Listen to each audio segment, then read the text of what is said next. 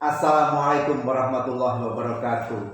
Kembali bersama dengan saya Agus Surahmat Pawiroso dalam channel ASP Channel. Salam tegas ya. Siang ini saya kedatangan tamu-tamu dari mahasiswa Untirta ya. Siapa? Mas siapa? Ya, izin memperkenalkan diri, nama saya Akif Paramita. Kencang aja, nggak apa-apa. Siapa namanya? Ya, izin memperkenalkan diri, nama saya Akif Paramita, biasa dipanggil Akif. Terus? Izin memperkenalkan diri, nama saya Syifa Nur Aini, biasa dipanggil Syifa. Terus? Iya, izin memperkenalkan diri, nama saya Indah Pratiwi, biasa dipanggil Indah. Ya. Hari ini kita kedatangan 3 mahasiswa-mahasiswi di tempat kami ya. Dan anak-anak muda ini dengan semangatnya ingin mendapatkan berkaitan dengan studinya. Jurusan apa? Ilmu pemerintahan. Ilmu pemerintahan ya. Oke, silahkan. Mungkin ada yang ingin ditanyakan. Ya, mungkin tanpa salam, untuk sebelum memulai ke beberapa pertanyaan, mungkin kita ada sedikit pemanasan dulu lah. Ya mungkin mulai dari membahas dari konteks negara dulu, bahwasannya kan negara Indonesia ini, dunia sudah tahu nih bahwa Indonesia ini merupakan negara yang multikulturalisme. Siap. Punya banyak budaya, punya banyak ras, punya banyak suku. Iya. Dan tidak menutup kemungkinan juga bahwa Indonesia memiliki umat beragama yang sangat beragam. Iya. Nah, berkaitan dengan keagamaan, bahwa di undang-undang sendiri kan, di Undang-Undang Dasar 45 itu sudah dijamin hak kebebasan dalam memilih agama. Iya. Lalu ada beberapa konflik dan isu yang timbul di negara kita, dari yang mana lahirnya itu bahwasannya kita ini semua umat beragama, tapi ternyata masih bisa loh konflik itu masih timbul. Nah, salah satunya konflik beragama ini. Nah, di Cilegon sendiri kan permasalahan isu yang tidak pernah selesai itu terkait pembangunan salah satu rumah ibadah. Nah, terkait permasalahan tersebut, pandangan dari Bapak sendiri seperti apa? Baik, terima kasih. Luar biasa. Ada berapa pertanyaan ini? 5 pertanyaan ya. Oke, yang satu dulu kita jawab. Pertanyaannya cerdas sekali ya. Semester berapa? Semester 3. Iya, betul bahwa di dalam Undang-Undang Dasar 1945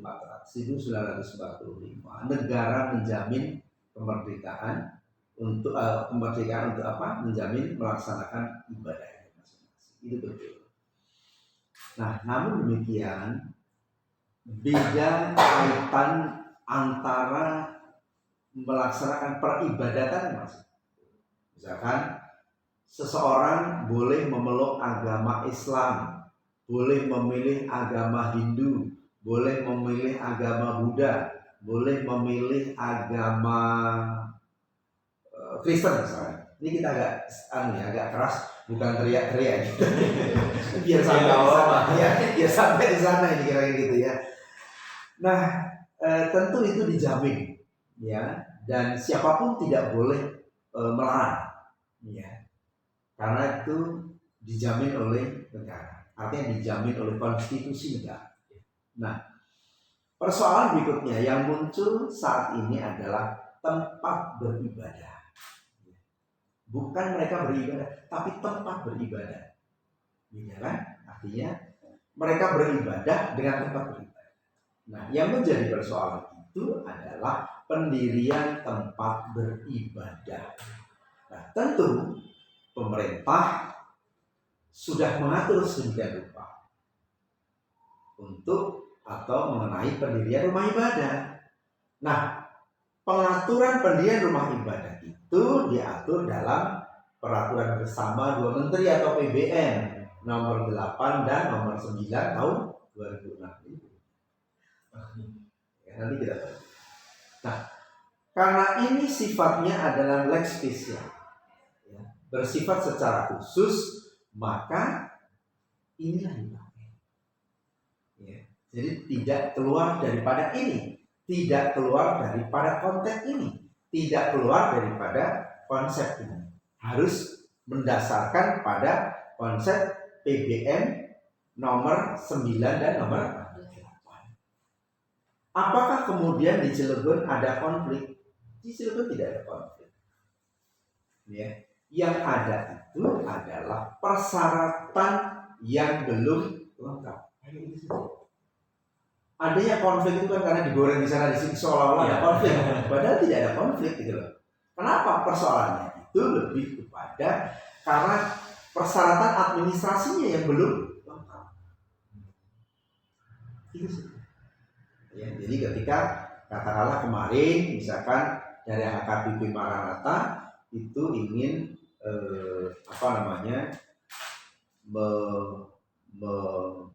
membangun ya, mengajukan izin untuk pembangunan tempat ibadah. Karena ada persyaratan yang diatur di sini.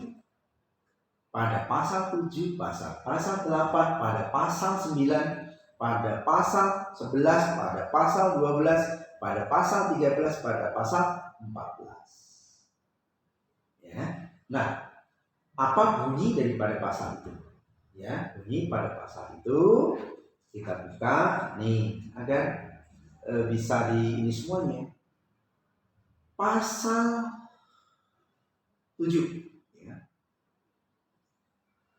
Jadi kita lanjut aja yang di pasal pasal pendirian ibadat langsung ya. Pasal 13 nanti kita baca ya. Pendirian rumah ibadat didasarkan pada keperluan nyata dan sungguh-sungguh berdasarkan komposisi jumlah penduduk bagi pelayanan umat beragama yang bersangkutan di wilayah kelurahan atau desa. Ya. Nah, dari hasil yang kemarin itu disampaikan 200 jemaat. Ternyata setelah diverifikasi hanya ada 12 jemaat. Oke, yang pertama.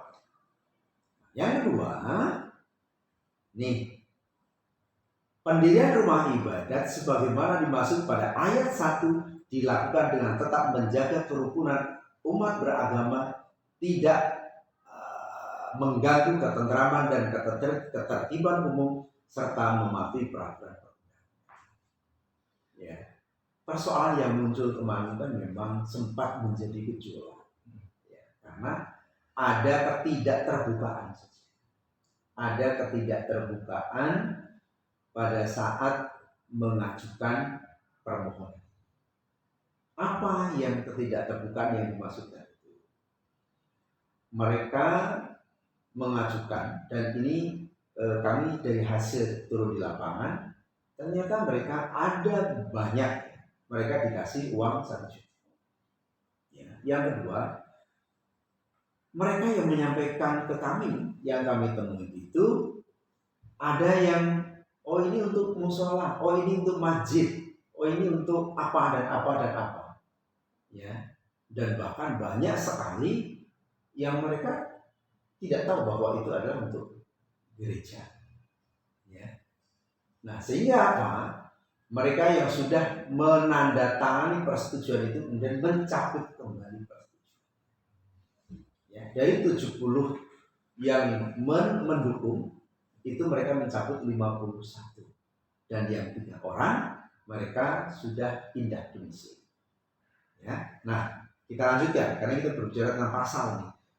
Ya, dalam hal keperluan nyata bagi pelayanan umat beragama di wilayah kelurahan dan desa sebagai dimaksud ayat 1 tidak terpenuhi, pertimbangan komposisi jumlah penduduk digunakan batas wilayah kecamatan dan seterusnya. Nah, yang penting pada pasal 14 ini ya, nanti saya berikan pada pasal 14 nomor 2 huruf A, ya.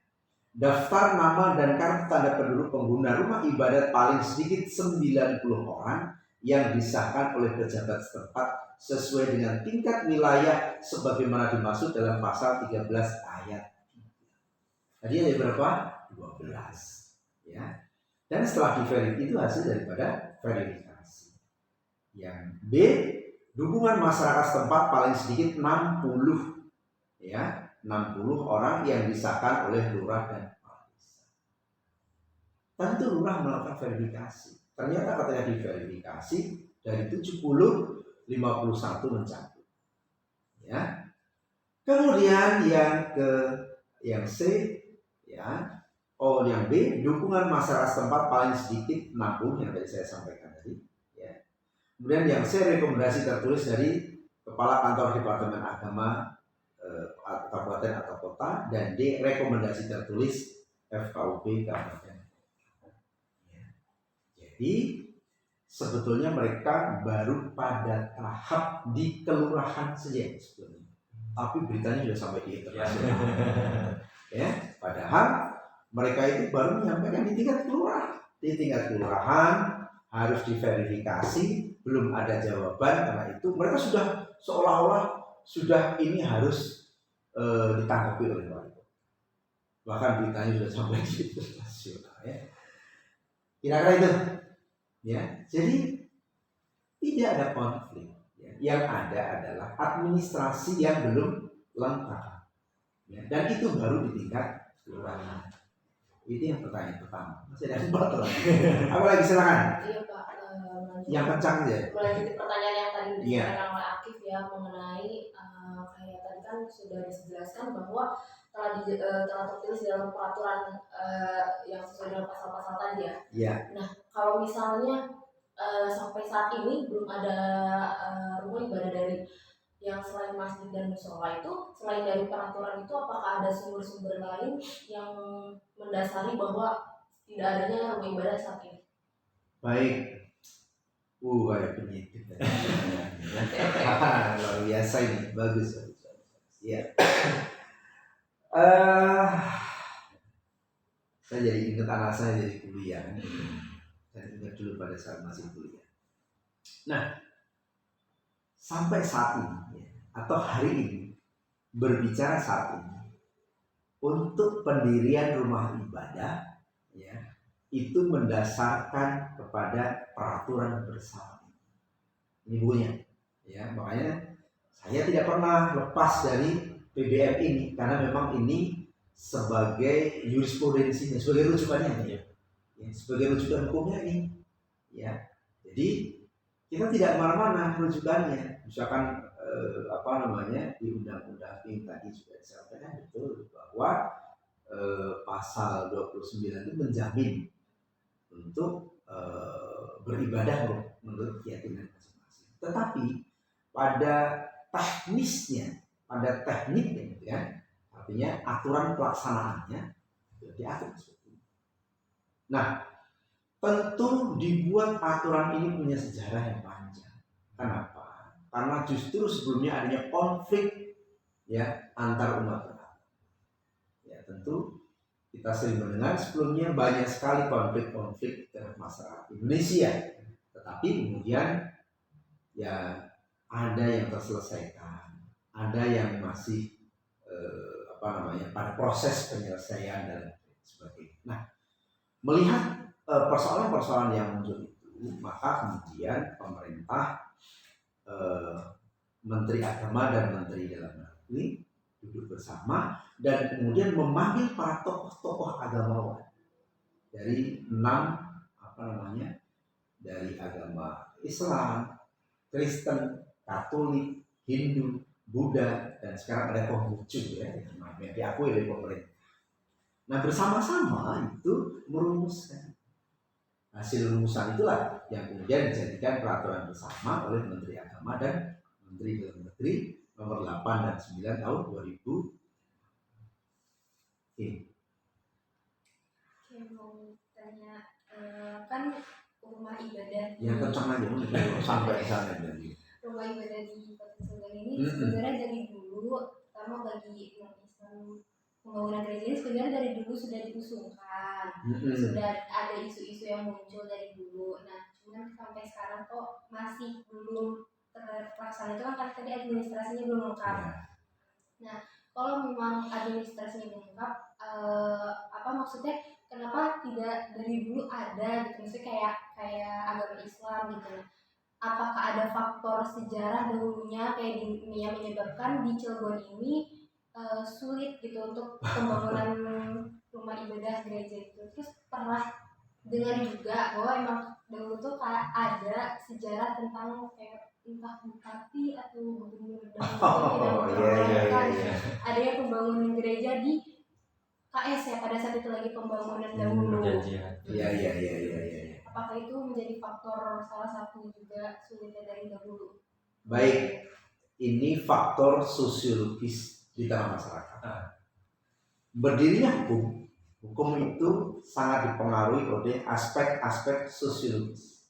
Ya.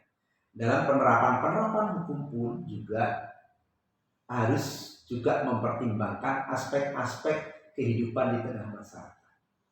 Ya. Nah, tetapi tentu juga bukan hanya itu saja. Ya.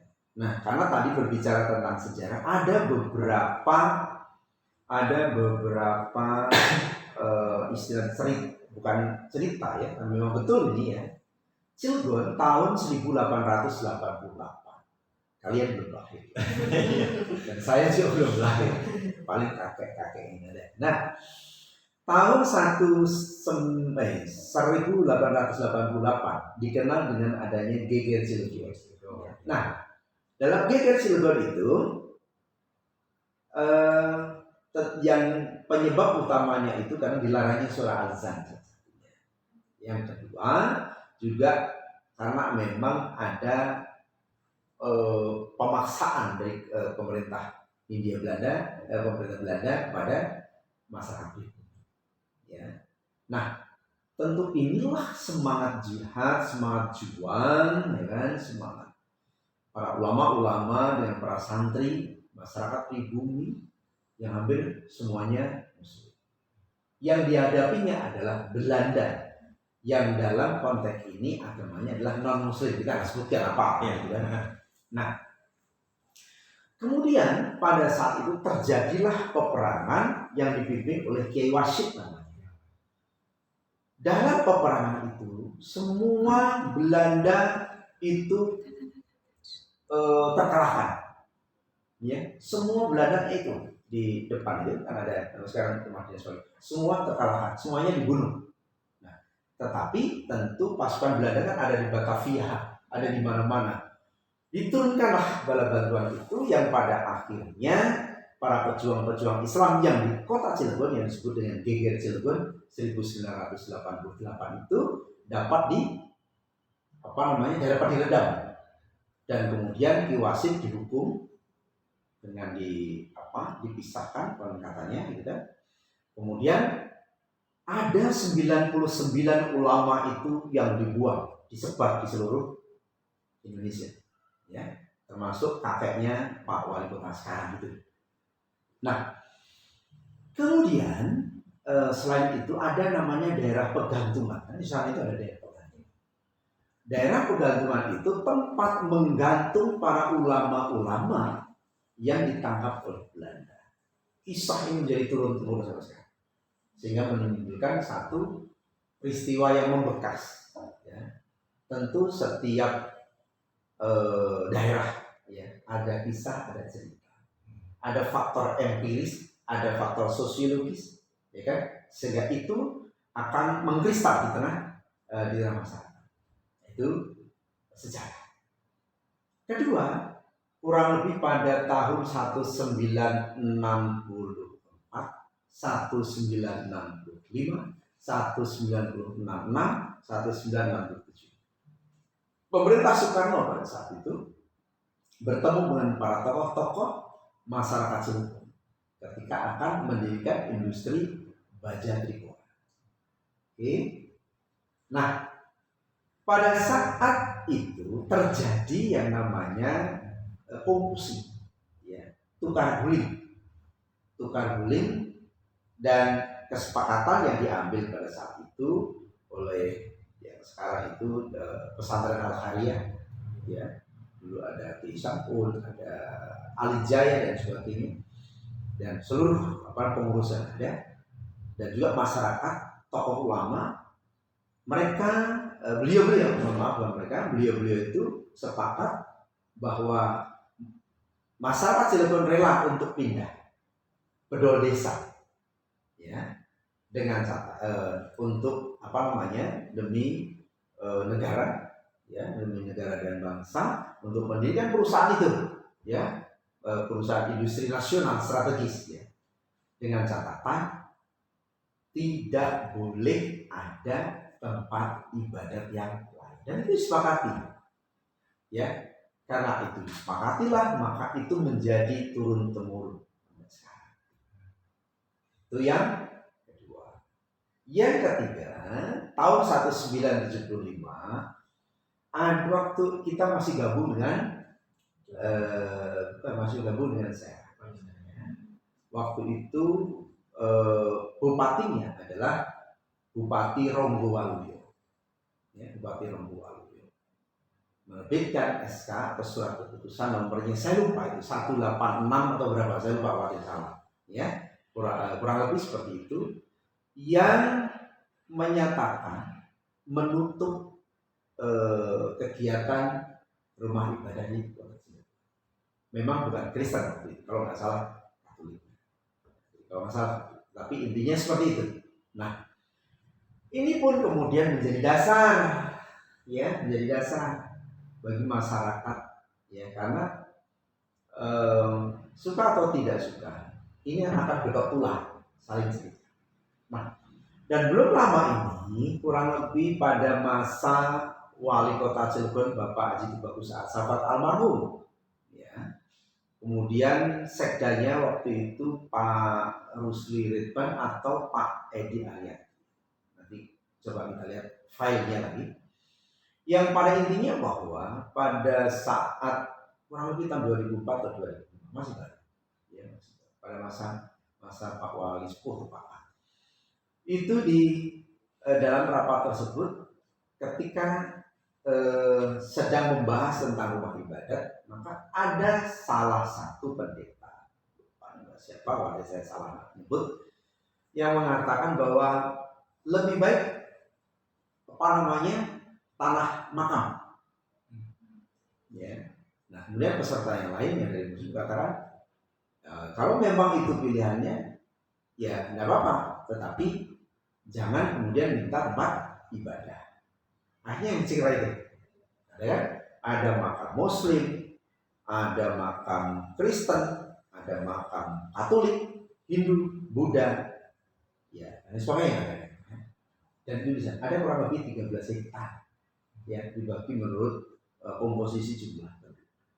Ya, jadi ini faktor-faktor faktor-faktor sejarah. Jadi kayak jadi dosen.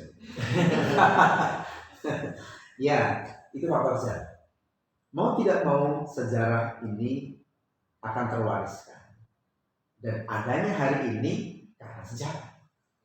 Ya. Adanya peristiwa hari ini karena ada peristiwa sebelumnya. Ya.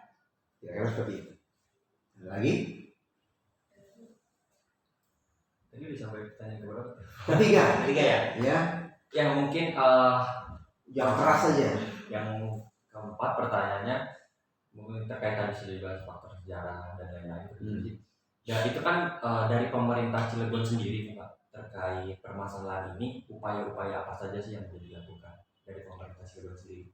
Sebetulnya kalau dari pemerintah Cilegon itu cukup bagus, karena pemerintah Cilegon itu memfasilitasi saudara-saudara kita, kawan-kawan kita yang mereka akan beribadat, ya, dari Kiser. Ya, tentu ini kan ada koordinasi antara pemerintah, gitu ya, dengan pemerintah daerah.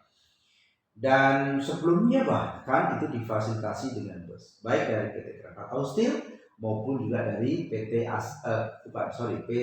Chandra Asri, ya. Disiapkan kalau tidak salah itu 18 bus atau ya kurang lebih 18-20 bus. Tapi ternyata tidak ada 50% bus. Ya, itu yang dilakukan oleh pemerintah. Ya. Kalau berbicara tentang persoalan yang terakhir ini, ini belum sampai ke wali kota, baru sampai ke kelurahan, camat juga belum. Ya, camat juga belum. Tapi masih ke lurah. Nah, karena mereka minta rekomendasi dari Kementerian Agama, Kementerian Agama menyampaikan bahwa yang tadi ketemu tadi ya, Ya. Kepala Kementerian Agama itu.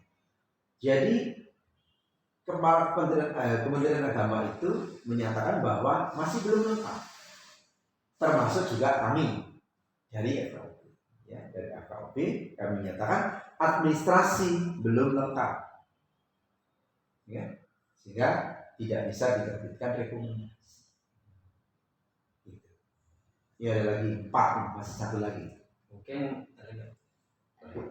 Iya, Silakan. mungkin kalau misalnya dari kasus yang kemarin ya, Biar kencang lagi. apalagi kemarin yang penandatanganan petisi, Iya. iya itu kalau misalnya sikap atau tanggapan dari FKUB sendiri terhadap kasus tersebut itu gimana ya Pak? Petisi itu merupakan bukan petisi menurut saya ya. Itu hanya sikap bersama masyarakat saja, ya. Karena kan petisi itu harus tertulis, harus konkret, kan itu kan berbicara tentang petisi ya.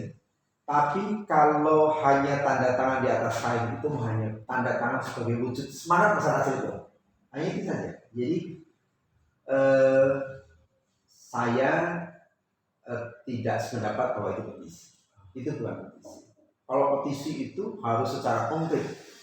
Kami yang bertanda tangan di bawah ini, masyarakat begini bersama dengan begini, ya, menyatakan bahwa 1, 2, 3, 4, dan 5 itu petisi. Itu tanda tangan kain putih. Tanda tangannya juga gitu. Di tangan seperti itu. Jadi itu bukan petisi. Itu hanya semangat masyarakat saja. Iya, tapi kalau misalnya tanggapan Bapak terhadap itu kemarin gimana Pak? Kalau semangat masyarakat, nah itu kan mereka sah-sah saja yang dilakukan oleh mereka. Ya, mereka melakukan petisi. Jangankan kalau 100 meter, 1000 meter ini masalah. Itu masalahnya masyarakat boleh menyampaikan pendapatnya.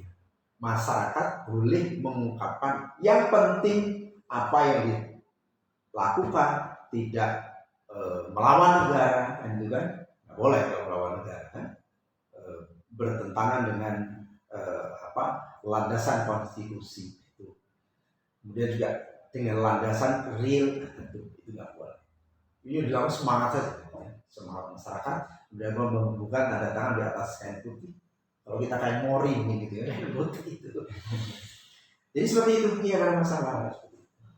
mungkin terakhir Pak. Siap. Ya. Nggak apa-apa, jadi ada 6 nih kan? Iya. Nggak apa-apa. Ya silakan. Terkait tadi beberapa jawaban juga, artinya dari secara konstitusi tidak menutup kemungkinan bahwa pembangunan rumah ibadah itu tidak dilarang dan semacamnya kan Pak ya. Baik. Nah, nggak ngeri-ngeri sekali. Tapi nanti telepon ada yang kesana gitu. Nah, jadi gini, berbicara tentang konstitusi, maka konstitusi itu tentu bukan semata-mata kemudian kalaupun ada perubahan, ada adendum dan lain sebagainya, tentu mempertimbangkan, memperhatikan, ya kan? Bukan hanya merubah konstitusi, ya, artinya merubah aturan-aturan yang ada. Tentu merubah aturan-aturan itu harus didasarkan berdasarkan kenyataan, fakta-fakta yang ada. Kemudian pertimbangan sosiologis, apabila ini dilakukan perubahan seperti ini, nanti dampaknya berubah. Apabila ini diterapkan seperti ini, nanti akan seperti itu. Gitu kan? Sehingga kalaulah katakanlah misalkan dirubah, aturannya dirubah, bisa saja namanya aturannya dirubah. Tetapi sampai saat ini aturannya masih seperti itu. Sehingga apa? Sehingga ketentuan normatifnya ya ini yang dijadikan oleh patokan bagi kita. Kalau kita keluar daripada ketentuan ini, maka justru ini menjadi ya. Jadi kira-kira seperti itu. Ya, mungkin ya Boleh saya? Ya silakan. Nggak apa-apa, silakan. Iya. Ya. Kalau misalnya menurut Bapak sendiri, mungkin nggak sih ada rumah ibadah lain selain masjid dan musola di Kota Cilegon ini? Kalau pribadi kan tadi kan ditanya FAUB ya, Iya. saya jawab. Iya. Oke, jadi nanti saya jawab setelah ini. Saya jawab setelah ini karena ini nanti akan tayang ya. Oh iya. Siap. Ya, ada lagi. Mungkin kayak hampir sama kayak pertanyaan Indah, cuman di sini lebih nanya kayak kalau misalnya pembangunan umat beribadah selain Islam di sini sesuai administrasi yang sudah lengkap, cuman dari masyarakatnya masih memberikan penolakan, itu tanggapan dari pemerintah dan pemerintah Kota Cilegon sendiri ini bakal seperti apa ya? Bakal tetap ada apa kalau sudah sesuai dengan Memang ini harusnya ditanyakan ke wali kota.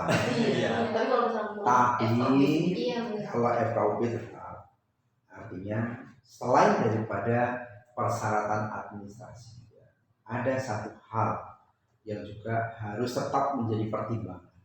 Ya, karena ini diatur juga di sini. Ya, pada pasal 13 ayat 3 apa namanya? Pasal 13 ayat 2, mohon maaf.